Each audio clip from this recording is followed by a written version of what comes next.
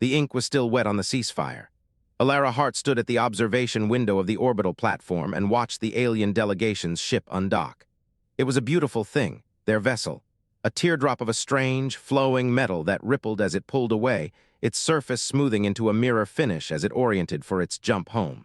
She let out a breath she felt she had been holding for 3 weeks. The station belonged to the Riven. They were a species of artists and warlords, known for crafting everything from ships to furniture as living works of art. 3 weeks of negotiations that had nearly collapsed a dozen times. The Marath Consortium was a trade alliance of aquatic species who measured trust in centuries and moved with the slow patience of ocean currents. They had demanded guarantees that could not be given. The Endari were a tall and precise people whose skin shimmered with bioluminescent patterns. They had refused to concede any point they considered a matter of honor. And the Riven, whose station they all stood on, had watched it all with the patient amusement of landlords waiting for the rent. They had gotten their rent. A shipment of refined metals was already being loaded in the bay below, destined for the forge ships. These forge ships were vast orbital foundries where Riven artisans shaped living metal into warships and weapons, each one a unique creation. The forge ships belonged to Archon Varix. The title Archon was given to Riven warlords who had proven their dominance through a century of duels and conquest. Varix commanded 17 systems and was known for his ruthless efficiency. Elara turned from the window. Her translator, a small disc pinned to her collar, hummed as it processed the ambient sounds of the station. The air here smelled of ozone and something metallic, like hot copper. It was a Riven scent, a scent of industry and pride. She walked back toward the conference chamber, her boots clicking on the deck plating. The corridor was lined with panels of the same flowing metal that formed the Riven ships. It pulsed faintly, a slow rhythm like a sleeping heartbeat. Every surface in this station was a functional work of art, grown rather than built, shaped over decades by artisansmiths who considered each rivet a signature. A hatch slid open ahead of her. A Riven emerged and Elara stopped to let him pass. He was tall, nearly 7 feet, with a lean frame wrapped in a tunic of woven metallic thread. His skin was a pale gray, almost silver, and his eyes were black from lid to lid with no visible iris or pupil. He did not acknowledge her. He simply walked past, his gaze fixed ahead as if she were a piece of furniture. It was not malice, it was dismissal. To the Riven, humanity was barely a footnote. They saw humans as loud children new to the stars, obsessed with ugly things that all looked the same. Their ships were stamped from the same mold, their weapons were identical, their cities were grids of identical blocks. The Riven found this deeply distasteful. They were a people of artists and warlords, and they valued the unique above all else. Elara had learned not to take it personally. She entered the conference chamber. The room was a dome of the same living metal, its surface alive with shifting patterns of color. In the center stood a low table of polished obsidian, and beside it, Archon Varix. He was old for a Riven, perhaps 2 centuries.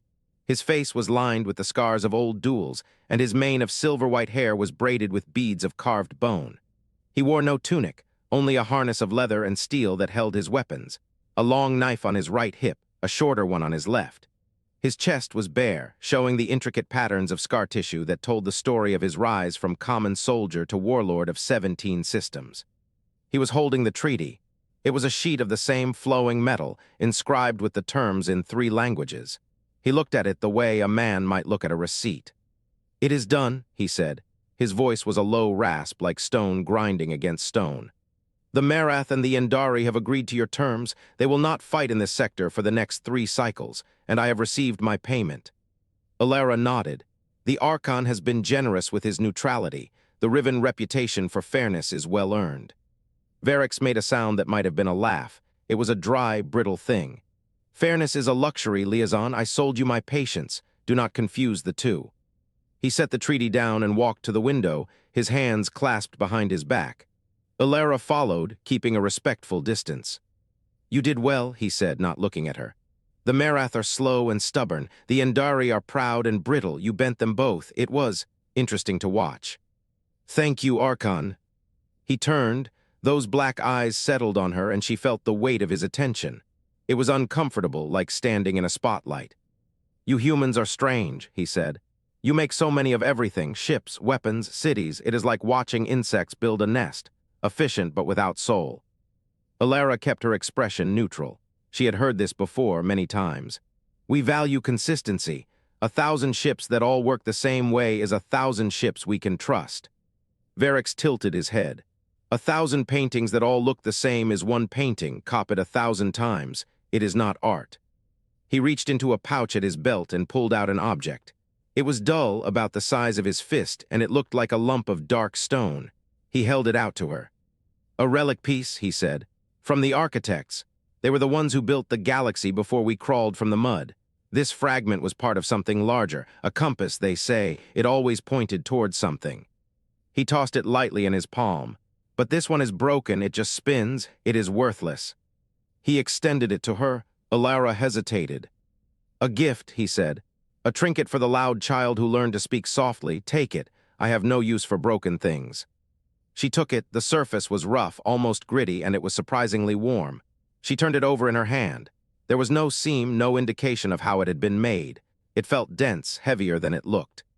Thank you, Archon. I am honored. Varix waved a hand. Honor has nothing to do with it. It is a broken rock. Do not read meaning into it. But his eyes lingered on her for a moment longer than necessary, and she wondered if there was something else behind his dismissal. She decided it did not matter. The ceasefire was signed. Her mission was complete. She left the station an hour later, the relic piece tucked into a padded pouch at her belt. Her ship, a small diplomatic cutter named the Second Thought, was docked at the lower ring. She walked through the airlock and felt the familiar hum of human engineering beneath her feet. The walls were flat panels of gray alloy. The lights were uniform strips of white. It was ugly compared to the Riven station, but it was hers.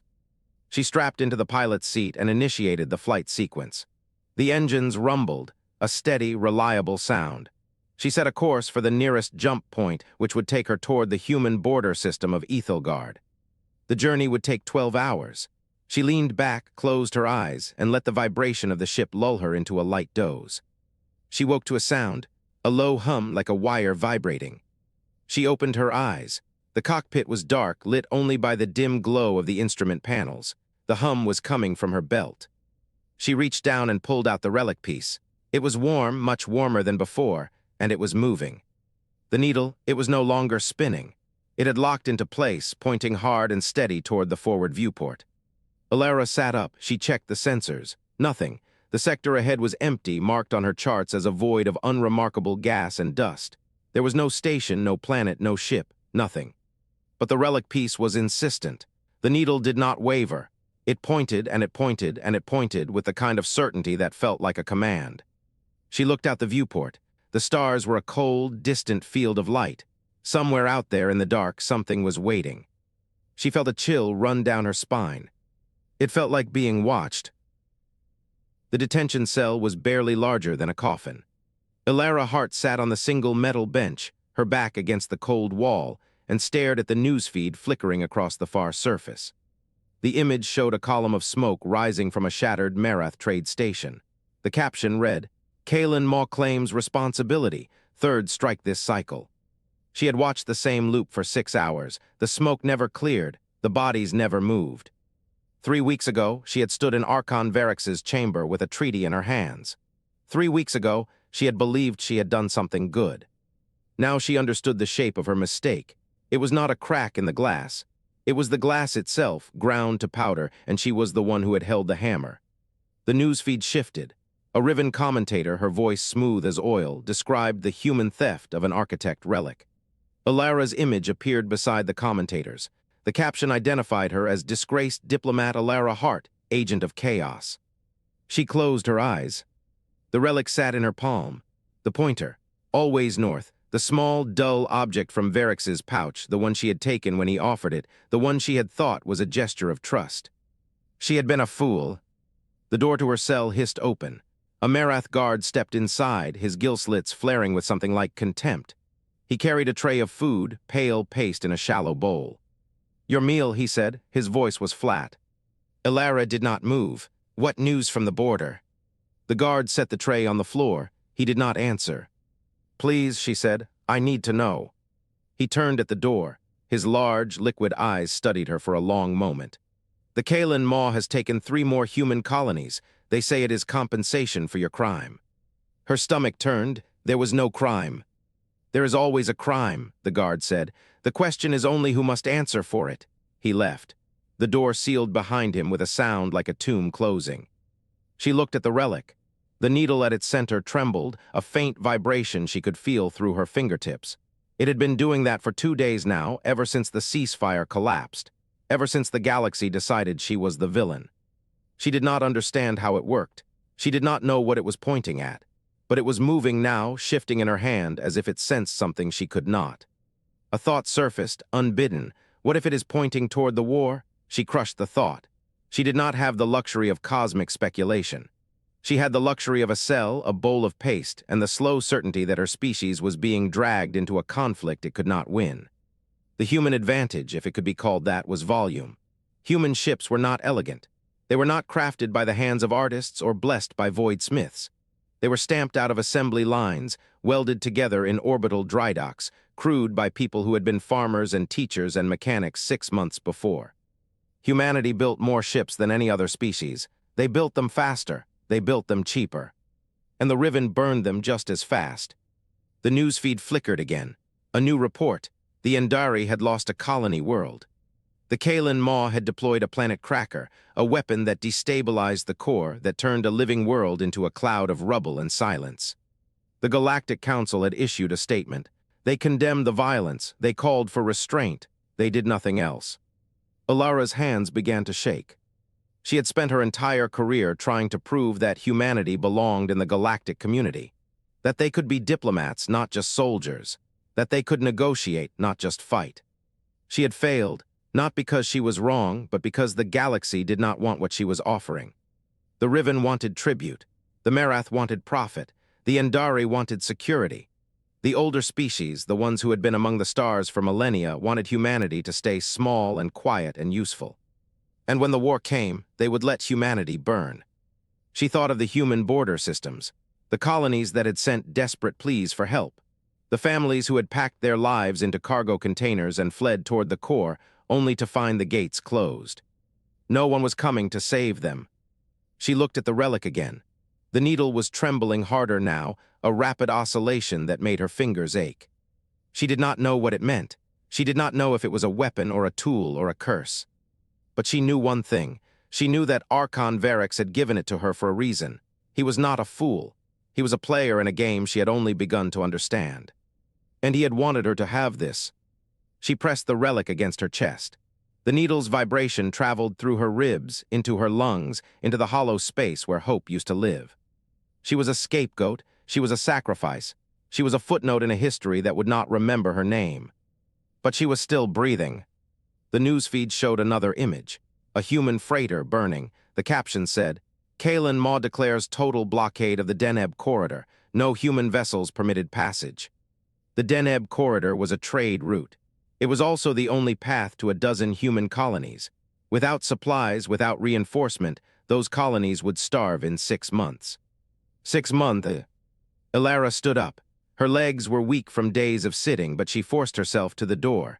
She pressed her palm against the cold metal. "Guard," she said. Her voice was hoarse. The door did not open. "I need to speak to someone, anyone. I have information." Silence. "I know what the relic does." She was lying. She had no idea what the relic did. But she needed them to believe she did. She needed leverage. She needed a way out of this cell. The door slid open. The Marath guard stood in the corridor, his expression unreadable. "You have information," he said. It was not a question. "Yes." "About what?" She met his eyes. "About how to stop the war." He stared at her for a long moment. Then he stepped aside. "Follow me." She walked out of the cell. The corridor was narrow, lined with the same living metal that had covered the Riven orbital platform. It pulsed faintly beneath her feet, a rhythm that matched the relic's trembling. She did not know where they were going. She did not know if she would be killed the moment she failed to deliver what she had promised. But she was out of the cell. She was moving, and the needle in her hand was pointing forward toward something she could not see, something that was waiting for her in the dark. She clutched it tighter. For the first time in 3 weeks, she did not feel hopeless. She felt angry. The Steadfast dropped out of fold space into a debris field. Commander Torin watched the wreckage tumble across his view screen, pieces of hull plating spinning in the lazy dance of microgravity. The Lysis mining outpost was gone. What remained was a cloud of shattered metal and frozen atmosphere, glittering in the light of the system's dim red star. "Sensors," he said, his voice flat. "3 hulls, sir," Lieutenant Dara answered from the sensor station. Her hands moved across the console, checking and rechecking. "Our corvettes, the Ironbark, the Candlewick, and the Last Gasp, all dead, no life signs." Torin closed his eyes for a single second. He had served with the Last Gasp's captain, a man named Harland, quiet, competent. He had 3 children. "What hit them?" Dara paused. "Sir, I'm reading a single contact. It's small, drifting, looks like it took a beating." On screen, the image zoomed in. A sleek shape, all sharp angles and flowing curves, floated in the center of the debris cloud. Its surface was a dull gray, the color of scar tissue, and it was pitted with impact craters. Even damaged, even dead in the water, it looked predatory. It looked like a weapon designed by something that hated the universe. "That's a Riven interceptor," Torin said. He had seen the briefings, the intelligence reports, but seeing it in person was different. "Get a salvage team ready. I want that thing in our hold within the hour." He turned to his tactical officer, a woman named Voss who never seemed to blink. "Tell me what we're dealing with." Voss pulled up a holographic schematic. "The interceptor mounts 3 plasma beam emitters. Each shot delivers enough energy to punch through our armor like paper. It also has a self-repairing hull made of living metal. It grows back." "Grows back," Torin repeated. "Yes, sir, the corvettes got some hits in. You can see the scars, but the metal closed most of them before they could finish it. They had to land a killing blow all at once." Torin studied the schematic. The Riven ship was a masterwork, a single piece of art carved and shaped by a voidsmith over years. Every curve was deliberate. Every system was integrated. It was not assembled. It was grown like a bone or a shell. "How many shots did it take to bring it down?" Voss's voice dropped. "Estimates from the debris pattern suggest the corvettes landed over 200 solid hits. Tungsten slugs, kinetic penetrators. The Last Gasp rammed it at the end. That's what finished it." Torin felt the weight of those numbers. 200 hits, 3 ships, 1 interceptor. "Our weapons," he said slowly, "are obsolete." Voss did not argue. The salvage operation took 6 hours. Torin stood on the hangar deck as the interceptor was winched inside, its bulk filling the bay. Up close, it was even more disturbing. The metal had a faint sheen, like oil on water, and it seemed to shift when he looked at it directly. He could see the gouges where the tungsten slugs had torn through, and deeper still, the blackened cavities where the plasma had vented. But around the edges of each wound, new metal was already forming. Tiny filaments, silver and pale, reaching out to stitch the damage closed. "It's still trying to heal itself," said Chief Engineer Marlowe, his voice hushed. He stood beside Torin, holding a scanner. "The thing is basically an organism. It's got a nervous system, a circulatory system for nutrients. It's alive, sir." "Alive," Torin said, "or as good as." He walked closer. The interceptor's cockpit was a bubble of translucent material, cracked and blackened from the final impact. Inside, he could see a shape, a body, the pilot. The Riven was still strapped into its seat. Its body was humanoid but wrong. The limbs were too long. The skull was elongated, the jaw a complex arrangement of plates and sensors. Its eyes were open, staring at nothing, and they were the color of rust. "Get the core out," Torin ordered. "I want to see what made this thing work." The engineers worked for another 2 hours. They cut through the living metal with plasma torches, and the metal screamed. It actually screamed, a high-pitched whine that vibrated through the deck plates. When they finally extracted the core, they brought it to Torin in a containment field. It was a sphere about the size of a human head, made of a crystalline substance that pulsed with a soft blue light. It looked beautiful. It looked wrong. "Thought amplifier," Marlowe said, reading from his scanner. "It's bonded to the pilot. It reads their mind and translates intent into action. That's how the ship moves so fast. That's how it knows where to shoot. The pilot thinks it, and the ship does it." Torin stared at the sphere. The light pulsed in a steady rhythm, like a heartbeat. "Can we use it?" Marlowe shook his head. "No, sir. It requires a bonding ritual. The pilot has to be psychically compatible, and even if we could do that, the ship is a single organism. You can't just plug this into a human vessel and expect it to work. It would reject the interface. It would probably kill the pilot." Torin nodded slowly. He had expected as much. The Riven were artists. They built each ship as a unique expression of a single mind. They could not mass-produce. They could not standardize. That was their weakness.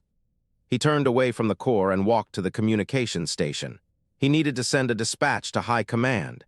His fingers hovered over the keyboard for a moment, then he began to type. He did not ask for new weapons. He did not ask for advanced technology. He asked for something simpler. He asked for a foundry, and he asked for a target list. When he finished, he read the message back to himself. It was short, direct. It said exactly what he needed. Give me a foundry and a target list. He sent it. Then he walked back to the hangar bay and stood in front of the dead interceptor. He looked at its elegant curves, its self-healing hull, its psionic core. It was a masterpiece. It was a work of art. It was everything the Riven were. But art was fragile. Art took time. And humanity had neither time nor fragility. They had numbers. They had factories. They had the ability to turn a planet into a machine and churn out ships by the thousand. They were not elegant. They were not beautiful. They were a blunt instrument, a hammer swung at a galaxy full of scalpels. Torin watched the living metal twitch one last time, a final spasm of a dying organism. He thought about the corvettes that had died to bring it down. He thought about Harlan's children. And he made a promise to himself. The Riven would learn the lesson the hard way. Quality was a lovely thing, but quantity had a quality all its own. The Citadel ship Sorrow of Artifice drifted at the edge of the Lysis system, its hull a cathedral of interwoven metallic sinew and polished obsidian.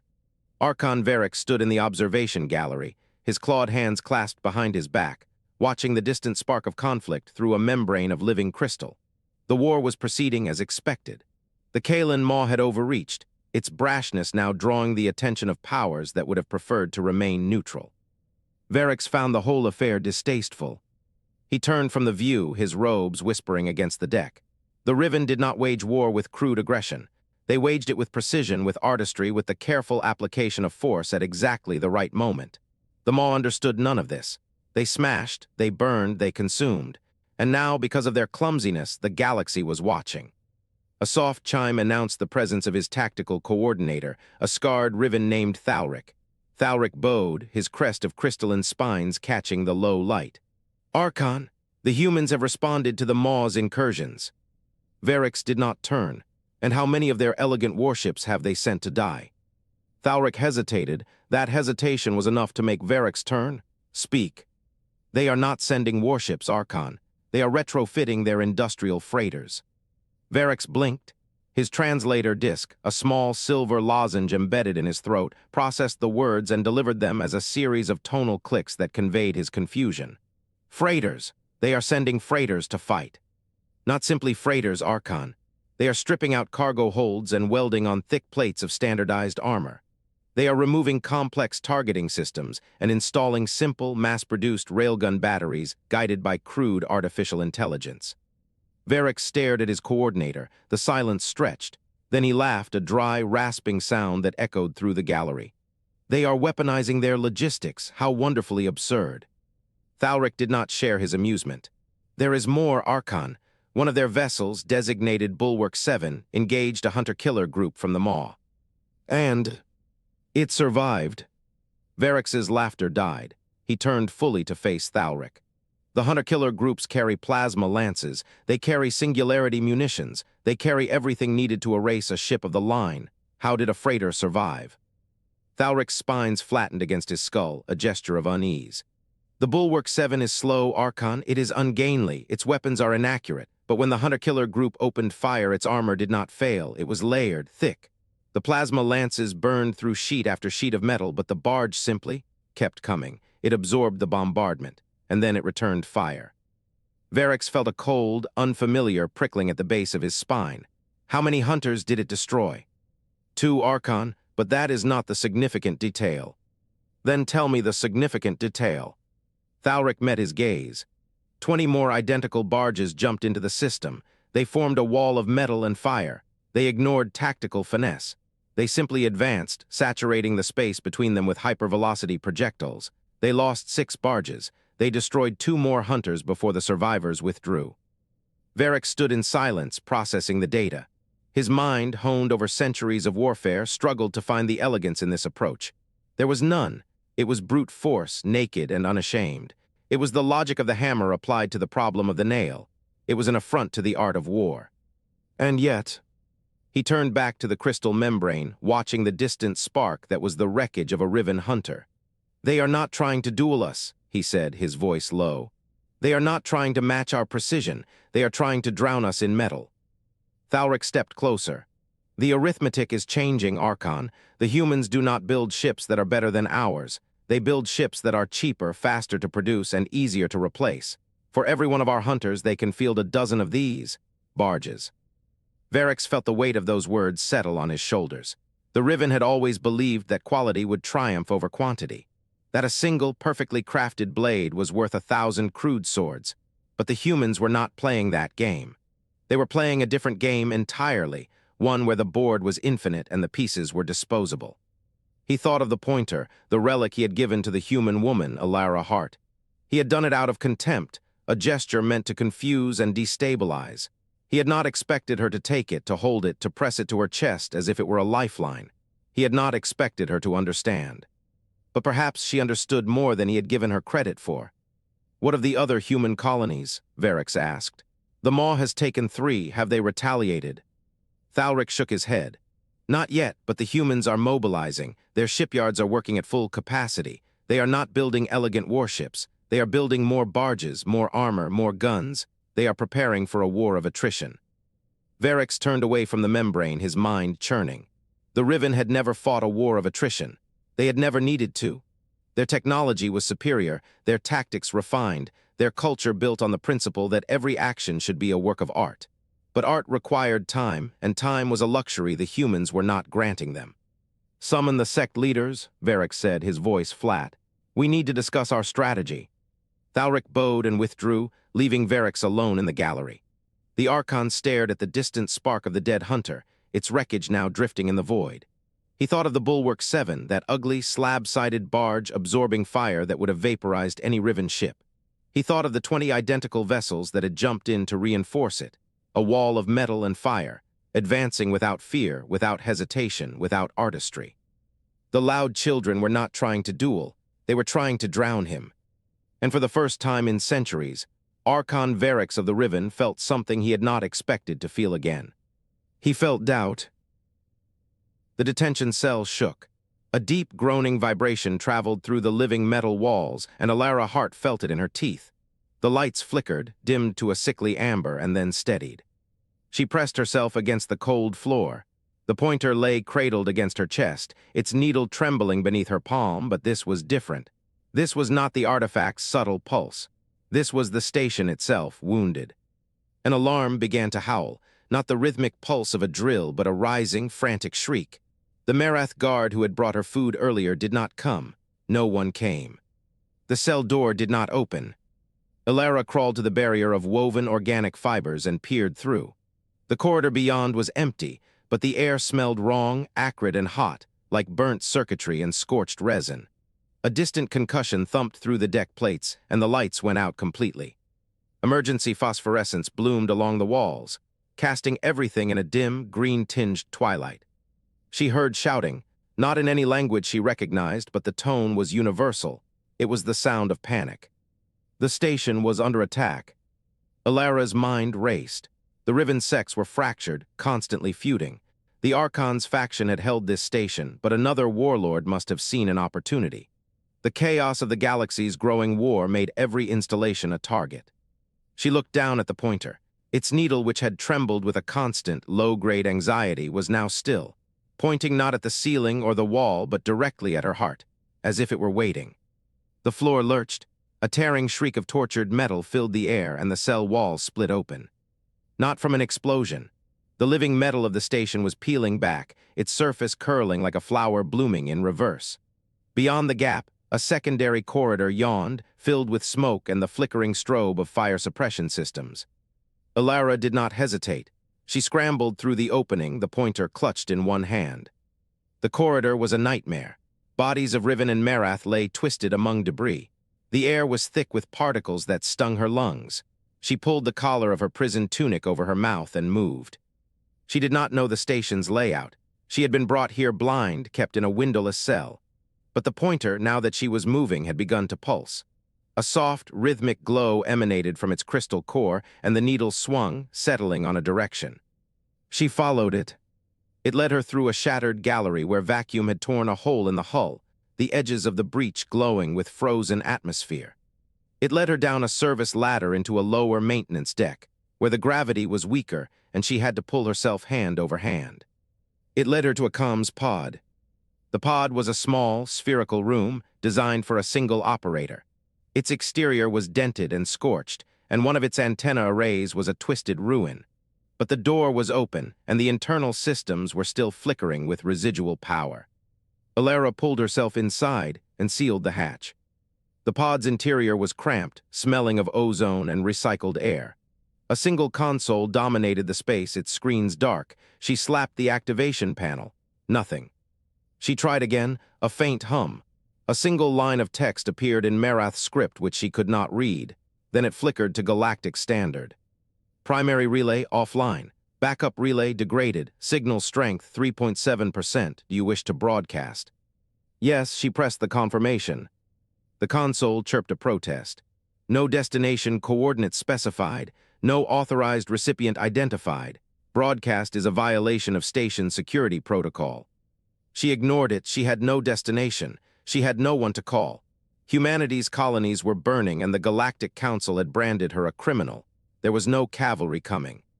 But the pointer was pulsing now, not just trembling, not just glowing. It was alive with light, a deep, rhythmic throb like a heartbeat. Its needle was locked on a bearing and it was urgent, desperate. Elara made a decision. She pried open the access panel on the side of the console, exposing a tangle of fiber-optic threads and crystalline data conduits. She did not know what she was doing. She was a diplomat, not an engineer. But she had watched enough technicians in her father's workshops to understand the principle. She pressed the pointer's base into the primary data port. It did not fit. The port was Marath standard, the pointer's connector was Riven. But as she held it there, the living metal of the pointer's casing began to flow, reshaping itself. It slithered into the port with a wet, organic sound. The console screamed. A wave of static washed over the screens, then resolved into a single blindingly bright point of light. The bearing, pure and clean. The pointer had given her a location, and now she had a way to broadcast it. She punched the transmit command. The pod shuddered. Its backup relay, barely functional, strained under the load. The signal went out, weak, fragmented, but carrying the pointer's beacon. A single coordinate broadcast on an open channel for anyone in the system to hear. Then the pod's power died, and Elara was left in darkness, alone with the quiet hum of the pointer. Archon Varric stood in the heart of the Sorrow of Artifice, watching the battle unfold on a hololithic display. The attacking sect, the kith of the Broken Hand, had committed 4 cruisers and a dozen support craft to the assault on the orbital station. They were fools.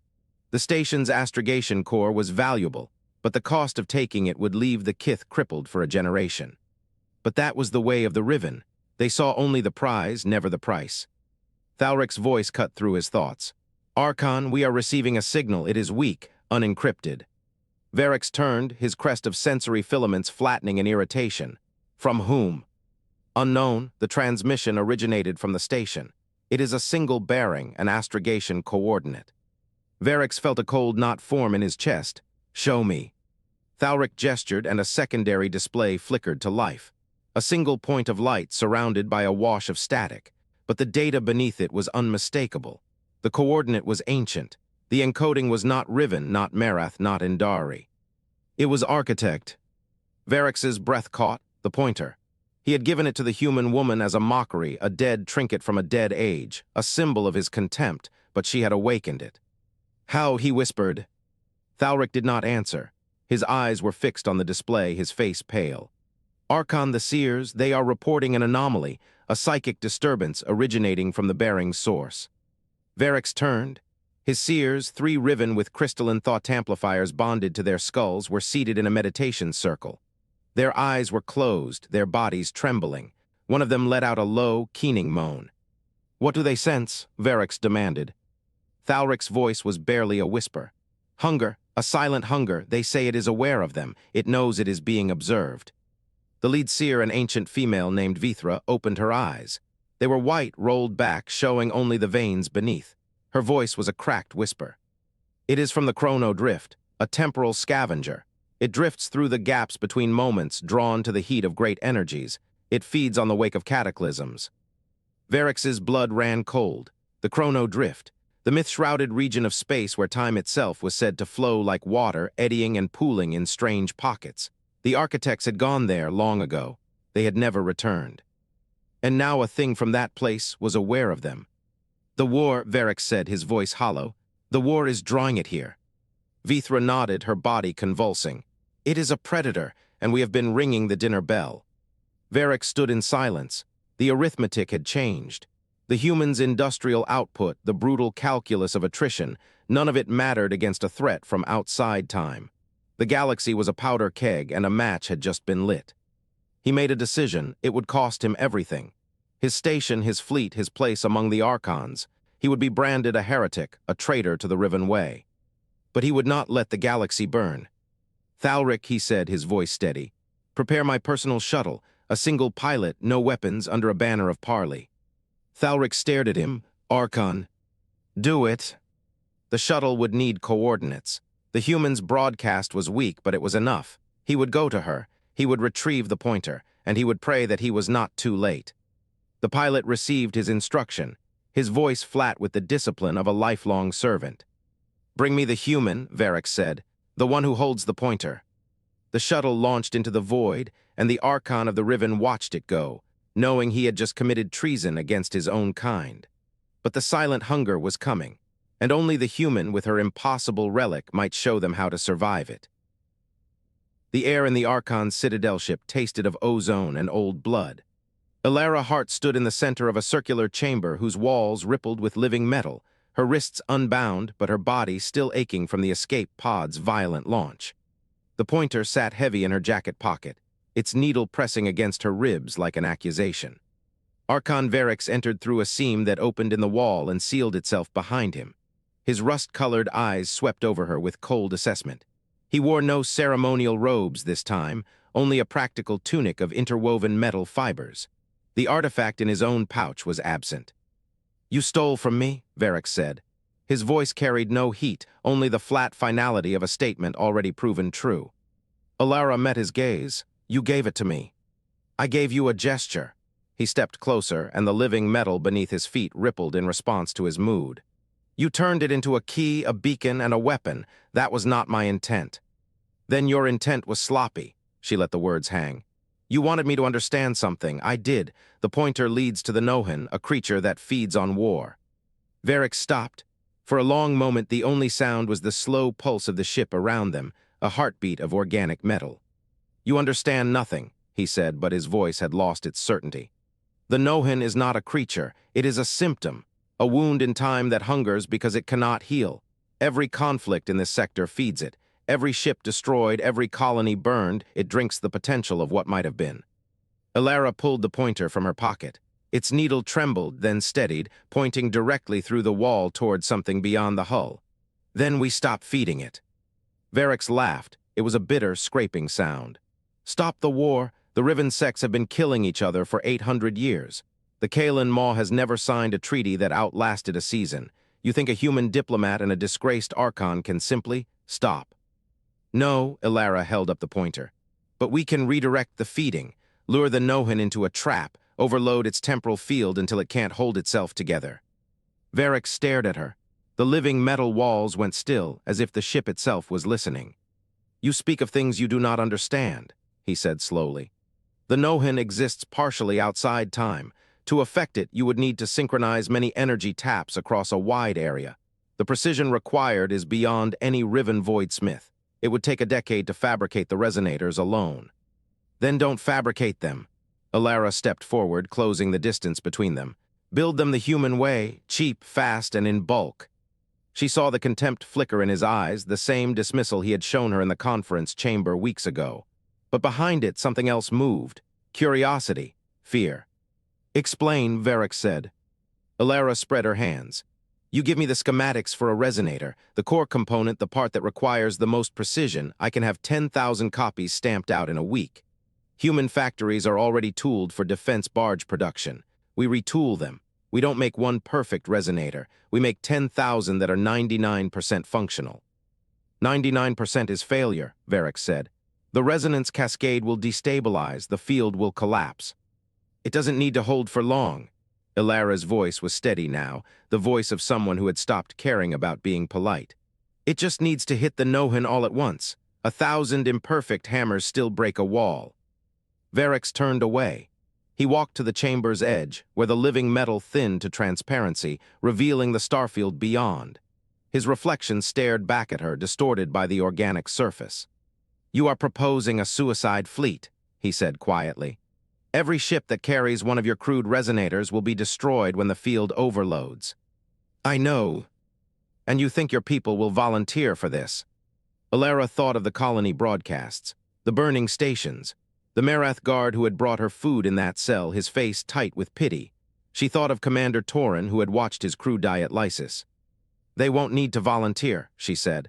"They'll be told it's the only way, and they'll believe it because it's true." Varric turned back to face her. His expression was unreadable, but something in his posture had shifted. The contempt was gone, replaced by a weary recognition. "I have spent my life creating beautiful things," he said. "Weapons, armor, art, each one a statement of my skill, my soul poured into metal. You are asking me to help you build an ugly thing, a disposable thing, a hammer meant to be thrown away." "I'm asking you to help me win," Elara said. The silence stretched. The ship pulsed around them, a slow, organic rhythm. "I will give you the schematics," Varric said at last. "I will coordinate the Riven sects who still answer to my name, but I will not command your human fleet. That is your burden." Elara nodded. "I need a communication channel, secure, wideband, capable of reaching every human world in this sector." "You will have it." Varric gestured, and a section of the wall opened, revealing a console of woven crystal and organic circuitry. "But understand this, Elara Hart. If your plan fails, if your crude resonators collapse before the Nohan is drawn in, the creature will feed on the potential energy of the attempt. It will grow stronger. The war will never end." Elara walked to the console. The pointer hummed in her hand, its needle spinning once before settling on a new bearing. "Then we make sure it doesn't fail," she said. She placed her palm on the console. Living metal flowed around her fingers, bonding to her skin with a sensation like cold honey. The channel opened. Static hissed, then resolved into the voice of a human communications officer, tired and wary. "This is Relay 7, Outer Reach Command. Identify yourself." Elara took a breath. She thought of the cell, the burning station, the trembling needle. She thought of everything she had lost and everything she had left to lose. "This is Elara Hart," she said. "Former diplomat, currently under indictment by the Galactic Council. I have a plan to end the war. It will cost every ship we send. But it will work." A pause, then the officer's voice flat with disbelief. "You're the one who started this." "No," Elara said. "I'm the one who's going to finish it. Patch me through to Fleet Command. Tell them to prepare for a mass fabrication order. Tell them to strip every factory in the sector." She looked at Varric. The Archon watched her with an expression she could not name. Respect, perhaps, or terror. "Tell them we're building a hammer," Elara said. The Nohan arrived without warning. One moment the space ahead of the Riven fleet was empty, scattered with the dim lights of distant stars. The next, a wound opened in reality itself, a vertical gash of absolute nothing that drank the light from the surrounding void. Elara Hart felt it before she saw it. A pressure in her skull, a wrongness behind her eyes that made her stomach clench. Beside her on the bridge of the Citadel ship Sorrow of Artifice, Archon Varric went rigid, his rust-colored eyes fixed on the viewing screen. "It is here," he said, his voice hollow, "and it is hungry." The tear widened. It did not expand like an explosion or a crack spreading across ice. It simply was larger, as if the concept of distance had ceased to matter.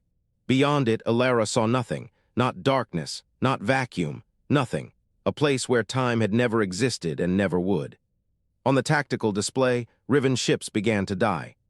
The first was a hunter-killer, a sleek vessel of living metal that had hunted human freighters across 3 systems. Its psionic links flickered, then failed.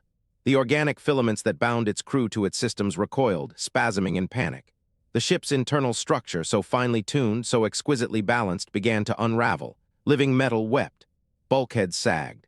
The crew screamed as their neural meshes fed back corrupted data directly into their brains. The hunter-killer went dark, dead, a drifting corpse. Elara watched the marker change from green to gray. What happened to it? Varix did not answer. He was staring at the tactical display, his hands gripping the railing of the command dais. His knuckles were pale beneath the gray-green of his skin. "The Nohin does not destroy with force," he said finally. "It erases, it unwinds. Everything we build, everything we are is too complex, too delicate. The Nohin finds the weak points in our art and pulls them apart." On the display, another Riven ship faltered. Then another. The elegant vessels, each one a masterpiece of living metal and bonded crystal, were dying like flowers in a frost. Elara looked at the human fleet. They had arrived an hour ago, summoned by a broadcast she had sent from the damaged comms pod.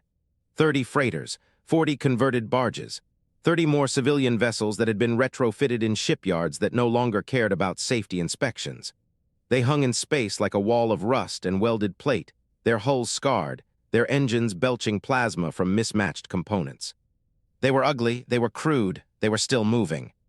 The Nohin's wave reached the first human ship. Elara held her breath. The barge shuddered, its exterior lights flickered. On the bridge of the Citadel ship, a Riven technician reported that the vessel's navigation computer had failed. Its communications array was dead. Its sensors were blind. But it did not come apart. The living metal on the Riven ships had screamed and died. The human ship's hardened electronics simply stopped working.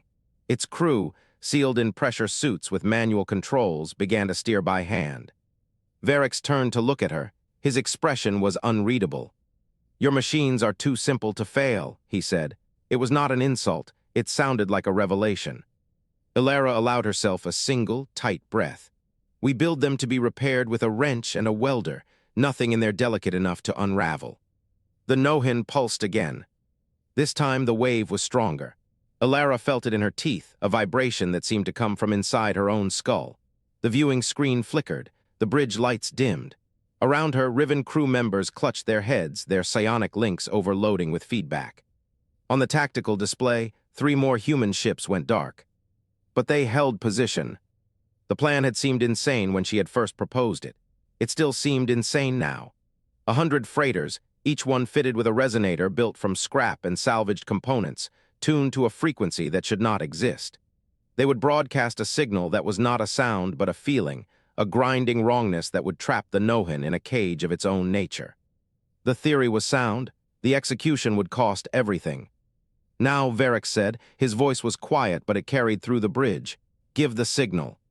Elara looked at the tactical display. At the wall of human ships, blind and silent, waiting for a command they could no longer receive. "They cannot hear us," she said. "Their comms are dead." Varix met her eyes. "Then they are already following the plan. They know what to do." He was right, she had told them. Before the Nohin arrived, she had broadcast the instructions on every channel. When the signal fails, you activate the resonators. You do not wait for confirmation. You do not ask permission. You burn. Across the battlefield, one by one, the human ships began to glow. It was not a clean light. It was a dirty, pulsing orange bleeding from hull plates that had never been designed to carry this much power. The resonators were crude devices built from salvaged components and jury-rigged power conduits. They had no safety systems, no fail-safes. They were designed to do one thing and one thing only. They screamed. Elara heard it through the hull of the Citadel ship. A sound that was not a sound, a pressure that was not pressure. It was a feeling of wrongness so profound that her body tried to reject it. Her vision blurred. Her ears ached. Behind her, a Riven technician collapsed, blood streaming from his nostrils. The Nohin writhed. For the first time, the tear in reality moved. It twisted, contracted, expanded again. It was not a passive wound anymore. It was a creature caught in a trap, thrashing against the walls of its cage. The resonators flared brighter. Each ship became a star, a pinprick of human defiance. One by one, they detonated. Their crude power cores overloaded, sending a cascade of dissonant energy into the Nohin. The cage tightened. The creature screamed, a howl that was not sound but a tearing of the fabric of existence. Elara covered her ears. The viewing screen went white. When her vision cleared, the wound was gone. The void where it had been was empty, calm, as if the tear had never existed. Debris from the human ships drifted silently. The Riven fleet hung motionless, its survivors staring at the emptiness. Varix let out a long, slow breath. "It is done." Elara looked at the tactical display. The markers for the human ships were all gray, every single one. She felt the weight of that silence settle on her shoulders. "How many?" she asked, her voice barely a whisper. "All of them," Varric said. "They held the line until the cage closed." She nodded. There was no triumph in her heart, only a cold, exhausted gratitude for the people who had burned so that others might live. "We need to broadcast a ceasefire," she said. "To every faction, the war is over." Varric turned to face her. His rust-colored eyes were unreadable. "The war is over because you gave the order to sacrifice your own kind. That is not a victory, it is a debt." "Then we'll spend the rest of our lives paying it," Elara said. "Let's start now." She walked to the communications console, her legs trembling. She opened a channel to every receiving station in the sector. "This is Elara Hart," she said. "The Nohan is destroyed. The threat is neutralized. I am calling for an unconditional ceasefire. All hostilities must cease immediately."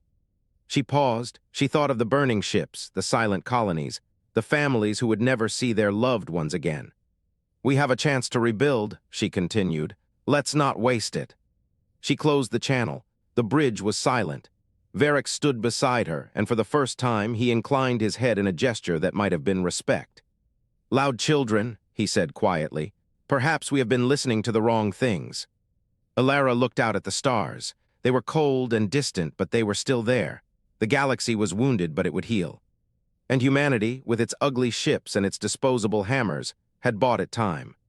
That was enough. That would have to be enough.